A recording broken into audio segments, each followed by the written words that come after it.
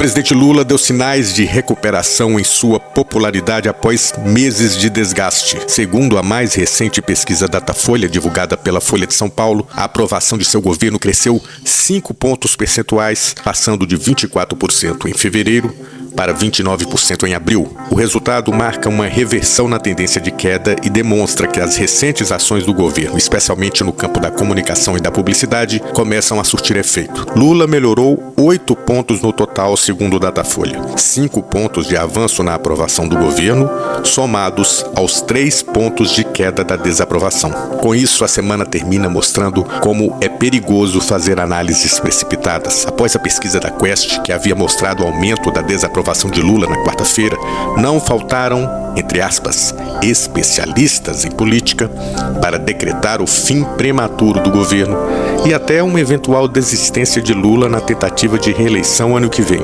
Bastou um dia depois, porém, a mesma Quest mostrava que, mesmo desconfiada das ações do governo, a maioria da população continuaria votando em Lula em 2026, dando ao petista a vitória sobre qualquer um dos possíveis adversários. Agora, o Datafolha, divulgado neste sábado, 5 de abril, consolida um momento difícil de refutar. O pior já passou para o governo Lula, o momento não permite euforia nem pessimismo exagerado, e o futuro dependerá de como reagirá a economia brasileira em meio à tempestade mundial provocada pelos tarifaços de Donald Trump e principalmente dependerá da tal colheita dos programas de governo sempre citados por Lula em seus discursos.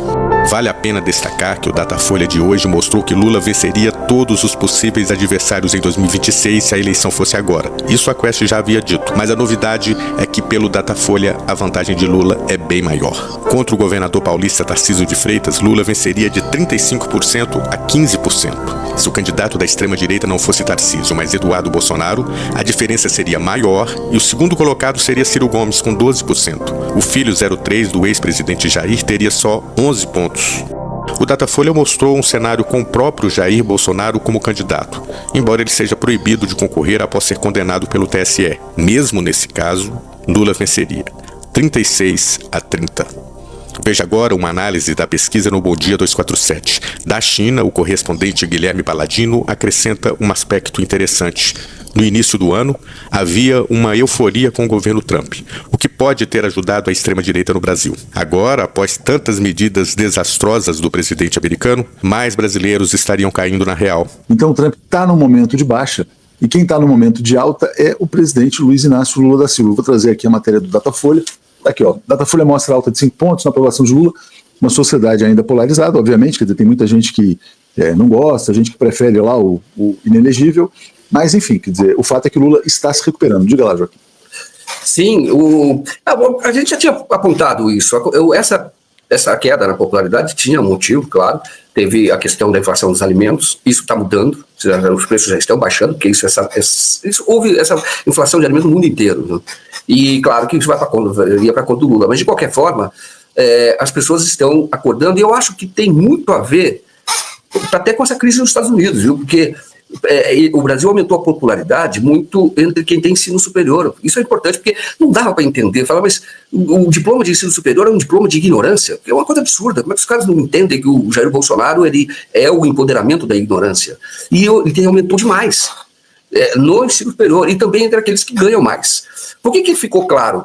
Que o Brasil, nessa história do Trump, mostrou que o Brasil defende a sua soberania. O Lula tem insistido nisso.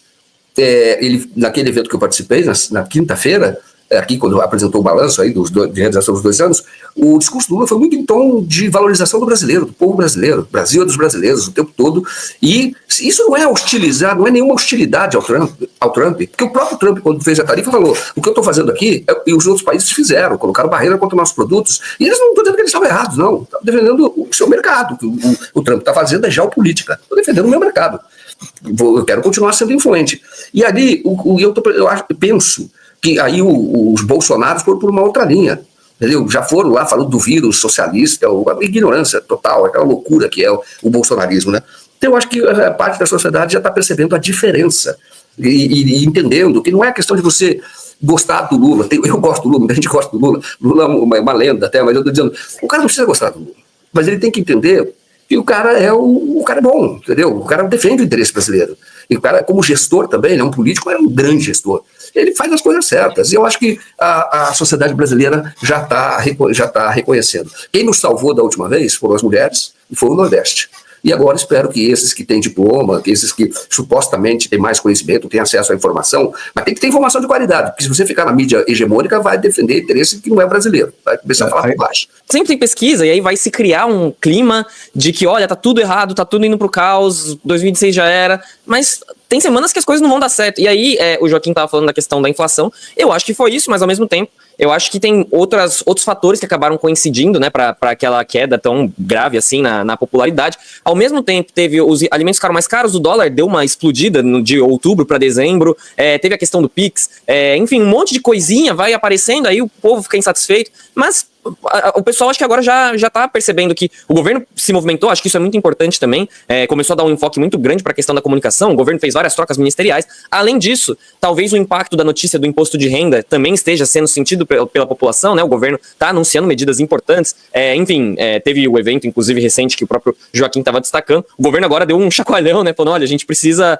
mostrar o serviço que a gente está fazendo, então eu acho que tudo isso está coincidindo, e eu também acho interessante o que o Joaquim falou dos Estados Unidos, né? Como isso pode se refletir. Eu acho que essa crise de popularidade do Trump pode ajudar o presidente Lula, porque também naquele momento de queda na aprovação do Lula, ainda estava um pouco de euforia Trump. Aí começou a se criar um discurso aqui no Brasil de que, olha, porque o Trump ganhou nos Estados Unidos, o Milei tá na Argentina, então agora o Bolsonaro tem que ganhar no Brasil, agora o Brasil vai seguir. Primeiro, como se uma coisa tivesse a ver com a outra, não necessariamente uma coisa tem a ver com o Brasil, Estados Unidos, enfim. E o Bolsonaro tá inelegível, né? Tem esse detalhe importante. Mas também, eu acho que agora, passada um pouco essa euforia de que, o Trump agora vai dar um choque lá nos Estados Unidos, tá todo mundo vendo o preço que é colocar um maluco na presidência. E o Bolsonaro é um maluco em dobro, né? O Trump é maluco, mas o Bolsonaro é maluco em dobro. Então, acho que pode estar batendo um pouquinho na porta da realidade pra esse pessoal de, olha, é verdade, o Trump tá lá, o pessoal não tá muito feliz, talvez não seja uma boa a gente voltar a pautar. Tanto que é só vocês verem, né?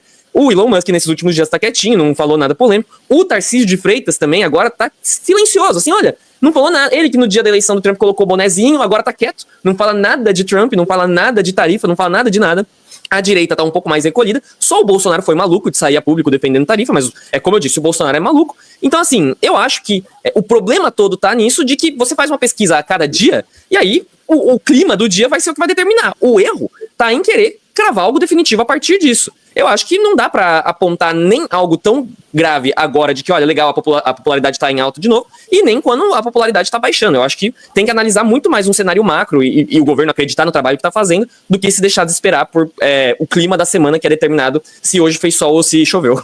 Mas eu acho que é isso. Vamos ler o comentário aqui da Helena Chagas, nossa querida amiga, dizendo, um dia vem uma quest arrasadora, porque traz queda de alguns pontos na popularidade. No outro, um Datafolha redentor, né? Sabe o que eu acho? Temos que parar de superestimar as pesquisas há tanto tempo das eleições. Nem estamos com a vida ganha, nem no fim do mundo. Equilíbrio, serenidade, perseverança e muita calma nessa hora.